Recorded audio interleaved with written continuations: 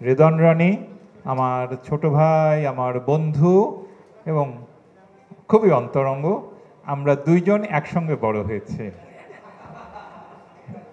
আমরা মোস্তফা সরোয়ার ফারুকী যখন এখানে একান্নবর্তী করতেন, 69 করতেন, তখন ডিওএইচএসে একটা বাসা নিয়ে, যেটা আপনার একান্নবর্তীতে দেখতেন, 51 নম্বর বাড়ি, ওই বাড়িতে আমরা যারা একসঙ্গে বড় হয়েছি, রেদন রনি তাদের একজন। যদিও রনিকে আমি সবসময় মনে করিয়ে দেই, রনি ওই সময় তুমি কিন্তু আমার সঙ্গে কথা বলার সাহস পেতে না, কারণ আমি যখন যেতাম সরোয়ার ফারুকী আমার সঙ্গে কথা বলতো, ওরা তাকিয়ে দেখতো জানিসুল হক এসছে।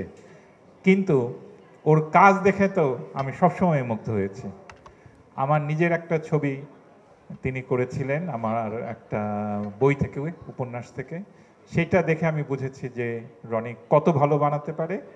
এরপরে আমরা দুইজনে মিলে, আমিও মুস্তফা সরোয়ার ফারুকী যেমন অনেক কাজ করেছি, একটা সময় লোকে বলতো এরা দুইজন জুটি, তেমনি আমি এবং রেদন রনি কিন্তু আরেকটা জুটি। আপনারা জানেন যে প্রথম আলোর প্রতিষ্ঠাবার্ষিকী হচ্ছে 4 নভেম্বর। এই উপলক্ষে অনেকগুলো ভালো মোটিভেশনাল প্রামাণ্যচিত্র প্রথম আলো নির্মাণ করেছে, যেটার পরিচালক ছিলেন রেদন রনি। তো এই সময়টাতে অক্টোবরে, নভেম্বরে আমরা প্রতি বছর একসঙ্গে কাজ করি, এইবারও করছি।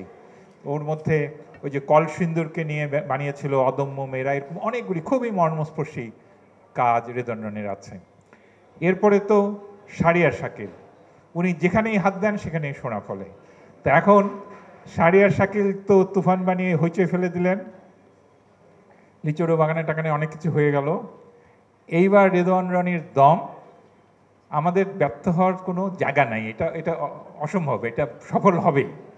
তো সেই জন্য অনেক দোয়া, অনেক শুভেচ্ছা।